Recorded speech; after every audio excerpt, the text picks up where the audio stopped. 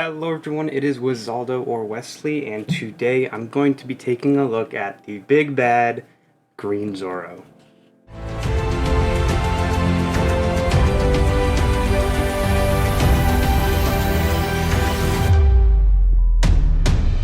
So I've stayed away from this deck in the past. I've played it at locals a few times, and I do have the deck built. Not this version, an older version that was just built on release. And I wanted to finally give it a chance, considering it's still meta in OP13 and it might be worth playing. This is an OP12 deck list, and I will be playing on the it's actually the PRB simulator ranked. I am playing ranked just because this is a Road to National video and it is a sweaty deck. Just to run through the deck list real quick, it is Hiyori, Perona, Koshiro, Toshigi, Sensei, 2 Kuina, which is different from what a lot of other people do, 2 ZORO, 4 Cavendish, 4 Toshigi, 4 X-Drake, 4 Mihawk, 1 whoever wins becomes the side of justice, 2 Paradise Waterfall, 3 of the Dead Man's Game, and 4 of the Restand event. Now, I actually put a little more effort into this video, and I went and looked up a guide and took some notes. I do know how to play the deck, and I do know like the general idea, but I wanted to call out a few things that I picked up. I took physical notes, if you can hear the paper moving here. So the deck generally likes to go second, with the exception of purple Luffy's except for blue purple. Bonnie, Calgara, and Smoker, those are just decks that you're better playing second or first into because of just the way the other opponent's curve works, or the aggro you can put on going first, stuff like that. Some other really important things are mulligan for a strong curve. You really want to see your Peronas and Hiyoris, depending on if you're going first or second, in your opening hand. So you can search for a Cavendish, a Toshigi, a Kuina, a Koshiro just to play. You want to be playing a character every turn and swinging every turn, just because the deck excels if you get a good curve going. Your goal of the deck, so this is what you want to do, this is what you want to look for when you're playing the deck. Get your opponent to 1 life, and then use your restand events to end out the game. You really want to search early, because it slows down the deck late game to be searching.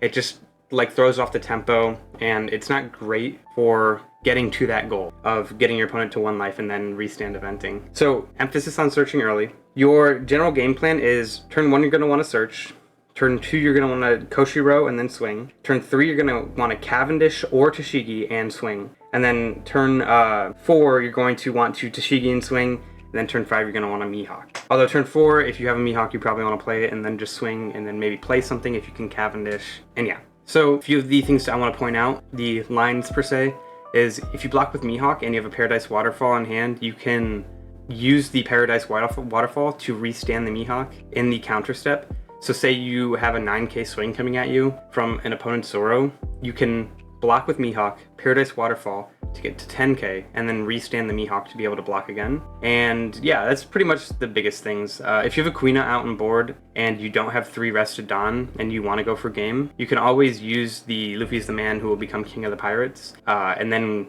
use the Kuina ability to attach the Dawn. I think that's everything I want to cover in the preview. I'm gonna hop into a ranked game now and give a little more info. Alright, we're playing into an Ace Whitebeard. I'm going first. I think this is a pretty good going first hand.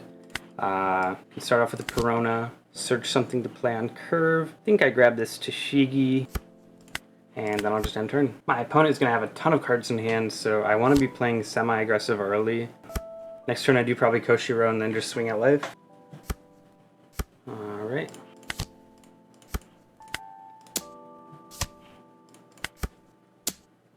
Probably take this. I want to keep pace with my opponent, and I got a Mihawk out of it, which is pretty nice, so I can do some other stuff next turn.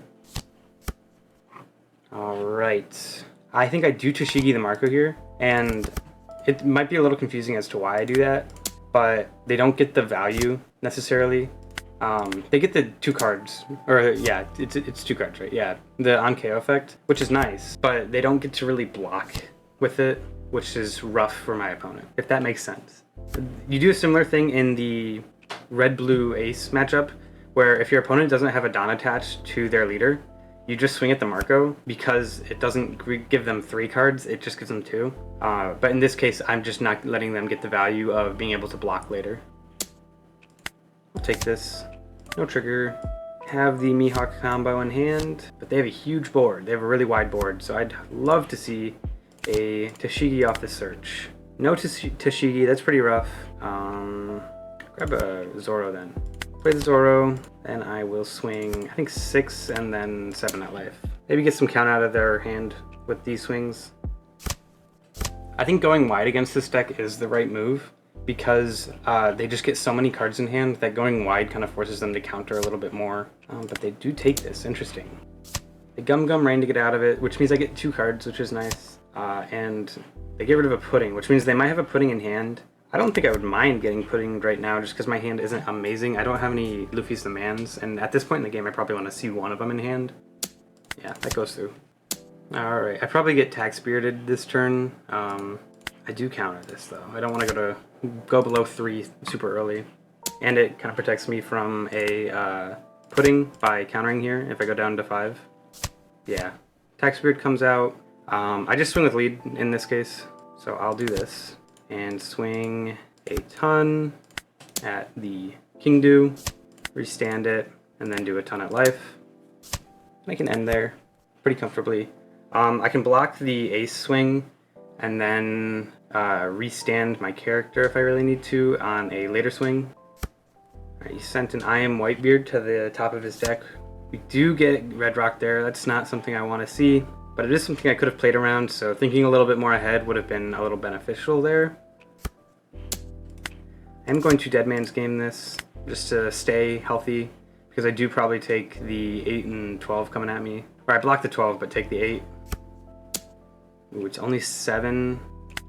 I'll take it. I'll block this. We have a Luffy's the Man. I think I'd just deploy 2 blockers for now and swing huge at board. And then, so I'm going to swing big into small. Swinging big first, then small later, makes it so my opponent is more inclined to counter. They have to counter here, of course, but like, I'm guaranteed to get more counter doing it this way. And it also, my opponent saw that I did a huge swing first. There's probably more big swings coming at me, and they didn't use their event, which I do assume they have the event here. I have 2 blocks and 2 life, so if they play something with rush, I can block it. I don't think they could, what's it called? They could possibly Gravblade these, but if they Gravblade, they're not going to be able to play the Whitebeard Pirate character with rush, which means I am good to end the game next turn. And if they swing at board, I can protect it again with the Koshiros. This is 6 million berry bounty elo, so it's not super high. Or 600 million, sorry. I'm trying to get to 1 billion just because I think around that point it's going to get a little more consistent and competitive. I just haven't been able to sit down with a deck and play for a little bit ever since my last regional where I played Rayleigh, and then something unclicked while I was playing Rayleigh and I fell down to 200 million berry, but I'm back up to 500, so I'm in the 500-600 range. My opponent's at 600 million. I'm trying to think about what blockers they have. I think they do have a Chump blocker in that deck, so I'm going to just take this so I can use the Shimotsuki if I have to. I have a Cavendish, which would have been nice a little bit earlier, but oh well. How'd you block this one? So we're gonna see another 10 beard or something? Ooh, a Pudding. I got back my Luffy's the Man, so I just swing like this.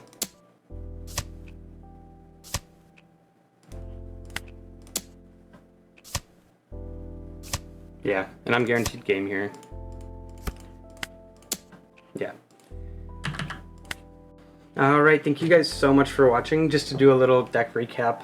I think the only thing I'd change about this deck is whoever wins this war becomes Justice. I think I'd probably put in instead another Kuina or Zoro. The deck has 2 sets of bricks, and honestly, this just doesn't feel necessary to deal with those bricks.